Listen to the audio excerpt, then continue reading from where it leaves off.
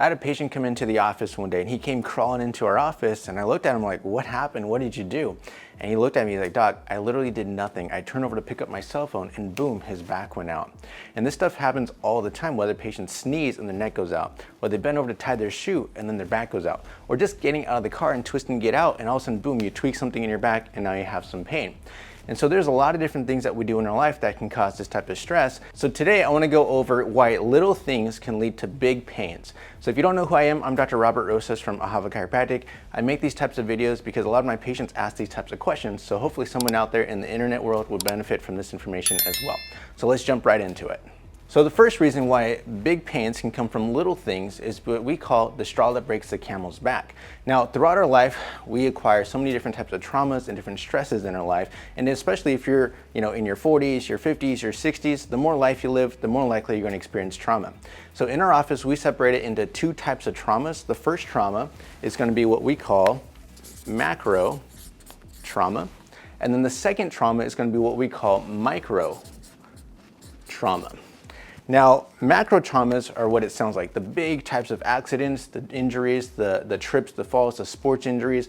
We acquire so many different types of traumas in our life, and that's going to be a huge part. Now, I can't tell you how many times patients come into our office with different aches and pains, and I sit down with them and I ask them, hey, so what kind of traumas, have you had any accidents in your past? And they think about it and they're like, you know what, Doc, I don't think I've had any traumas. And I know in my head, I'm like, no, that's not possible, right? But unfortunately, a month or 2 or 3 months go by and then they start thinking about some of this stuff like, Doc, I did think about one thing. Is it possible that when I had fallen off of the roof when I was 20 years old, did that cause some of these issues? And the answer is yes. A lot of these things can happen from when you're younger and it just shows up years and years later. So that's macro trauma.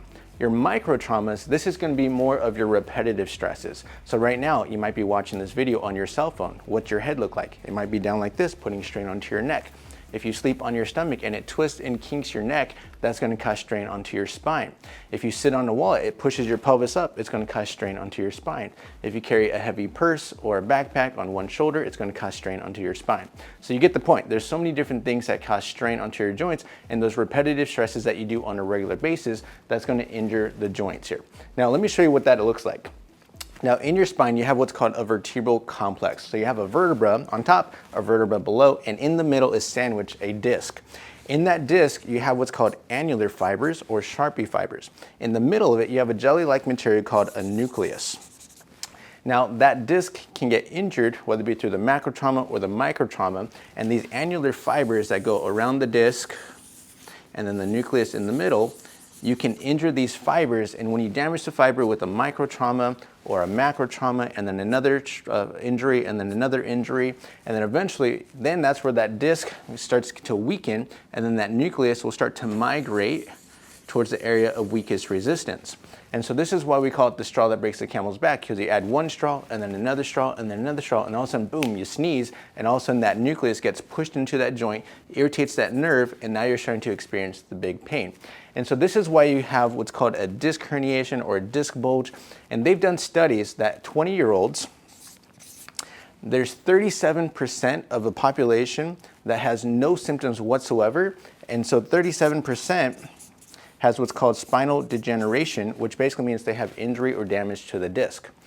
30% of those 20-year-olds who are asymptomatic, meaning no symptoms whatsoever, have a disc bulge or a disc herniation.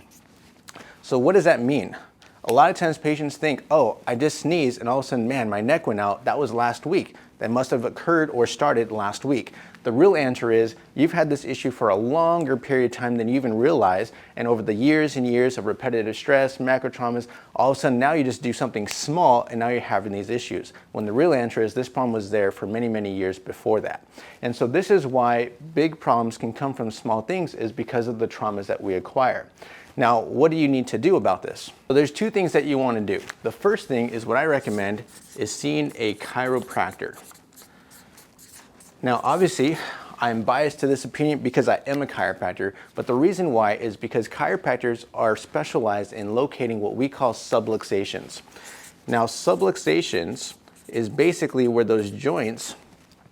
they will start to shift out of position, again, whether it be through the macro or the micro traumas. And when this joint shift out of position, that damages the joint, leading to inflammation, irritation, and damage to those nerves, which can lead to a lot of the aches, pains, or dysfunctions that you're experiencing. In our technique specifically, we're structurally and neurologically based chiropractors. So we look at identifying where the inflammation's at. We want to know how those joints had shifted, because when we find that out, we want to go ahead and correct it into the proper position, removing pressure off of the joint, but then more importantly, removing pressure off of that nerve. And so that's why we recommend seeing a chiropractor first and foremost. The second thing you want to do is what we say is changing your habits. Now, we all have different habits in our life, and many of them are bad habits. So like I talked about, looking down at your cell phone for a long period of time, that's a bad habit. Sitting on your wallet, that's a big habit. So if we can start to change these habits, so if you're using your cell phone right now, you want to put your elbows into the side, bring your hands up to your face so you're not looking down, or if you need to use one hand, make a palm and put the fist in your hand, and then you're going to put it underneath your elbow, and then you're going to bring your cell phone up to your face. You don't want to go into a prolonged flexion in terms of your neck. The other thing is, if you can take that wallet out of your back pocket, put it into your front pocket, that's going to be a huge change in one of your habits. There's so many different things that you can start to look at and see, okay, what can I change into my habit to take off some of the stress off of my spine? And that will help to improve the area of inflammation on that joint. Now, one thing I want to make sure it's very clear, you can't change your habits and all of a sudden your problem goes away. That's like when you have a cavity in your tooth and you try to go to the dentist, right? If you try to floss and brush your teeth to get that cavity to go away, it's not going to work. You have to see a specialist to get taken care of, whether it be a filling or a root canal or whatever they need to do to fix the problem. And then you want to change your habits by improving your dental hygiene, by brushing your teeth, flossing, all that good stuff. The same thing with chiropractic. You can't just change your habits and then the problem goes away. You need to get that subluxation corrected first and then improve your habits as well. The second reason that small things can cause big problems is what we call ligamentous creep. And so ligamentous creep, what that means is where you have a sustained period of repetitive flexion or a constant sustaining of flexion in your spine. Now what happens is when you go into flexion in your spine, in your vertebra, you have muscles that attach to the spine. That's the first line of defense to create stability within your joints. The second area of defense is going to be the ligaments that attach to the spine itself. Now, when you're in a sustained level of flexion, or let's say you're gardening and you're pulling the weeds and you're going back and forth in terms of the flexion, what that does is it causes those muscles to work really hard and it starts to stretch out the ligaments. Now, your ligaments are elastic. Think of it like a rubber band. You're going to pull the rubber band and then it comes back into its normal tightness. You pull the rubber band and then it goes back into its normal level of tightness. The same thing with the ligaments. That's what they're designed to do, to allow that sustained mobility. Now, what happens is if you're in a chronic level of flexion, let's say you're sitting at your desk right now and you're in that bad posture, your lower back loses that curve and it starts to stretch out the ligaments and the muscles of the spine. Now, your body is going to have a pretty sustained level of tightness and stability, but over a longer period of time, those muscles get tight, they get fatigued, they get tired, and then they get weak, and then eventually they will start to shut down. Once that happens, you lose the first line of defense for your spine, and then you start putting more strain onto the ligaments. Those ligaments, now they'll get pulled and stretched, and over a period of time, those ligaments will start to get laxed, and that's going to create another level of instability. So once you have ligamentous creep, now you have instability within your spine, and it's going to make the spine more vulnerable to injury. This is why if you have a long commute, let's say you're in your car for an hour to an hour and a half, and you're sitting in that bad posture, then you get out of your car, you pick up your bag, and all of a sudden, boom, something tweaks. It's like, oh, what did I just do? It's because you had that ligamentous creep in your spine. Think of it if you're on a long plane ride to an international country. Now, if you're in that plane and you're sitting in that prolonged period of time in that flexion, and then you get up because the flight's over, you go and get your suitcase, and once you get your suitcase, you pull it, it's like, oh, something just happened. Same thing can happen, is that you're now injuring your joint because there's a level of instability. So there are studies that show that if you have a sustained level of flexion or repetitive flexion for about 20 minutes, it requires 20 minutes to get 50% of muscle recovery to create that stability within your spine. And so this is why it's important that you start working on improving this ligamentous creep. So how do we improve it? The first step is going to be improving your ergonomics. Now, ergonomics can mean a lot of different things, but when you come to sitting at a desk or on a chair or at a computer, the best thing that you can do, because you are in that forward flexion position, that bad posture, you want to get what's called a lumbar support pillow, or just get a small pillow and put it into the back of your spine. What that's going to do, it's going to push your spine forward into more of an extended type of position. It's going to relax the ligaments, it's going to relax the muscles, so you're not burning out those muscles and making them weaker. So that's going to be one of the best things that you can do, is just getting a lumbar support pillow for your spine.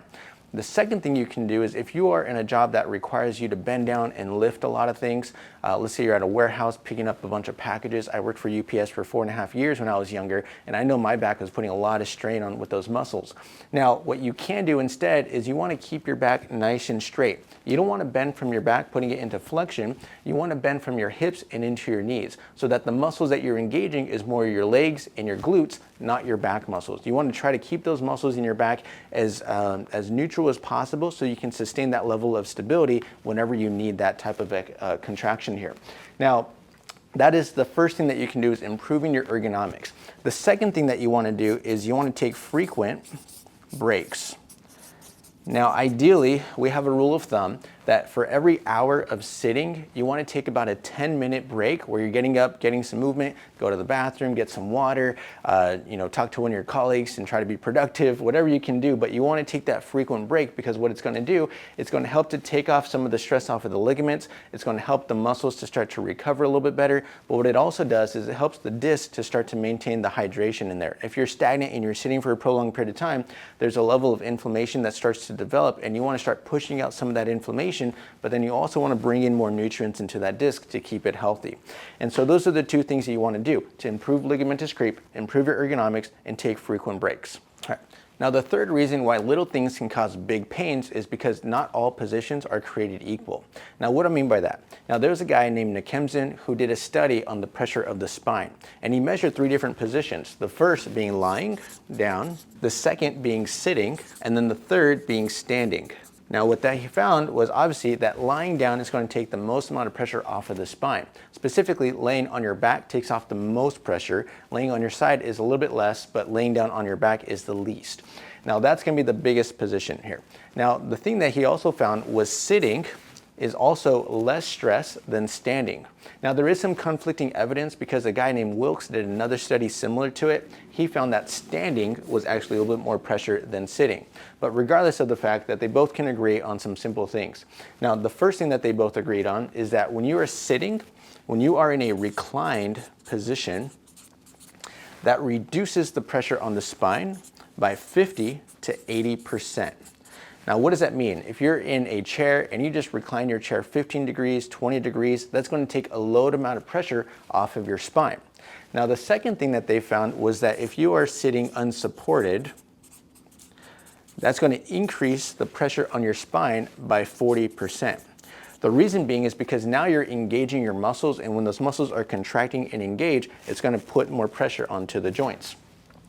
Now, they also found that if you are sitting and you're in forward flexion and you're lifting weights, and it could be a small weight or a little weight. Think of if you're sitting in a chair and you went to go over pick up your bag, what that's going to do, it's going to increase the pressure of your spine by 100%.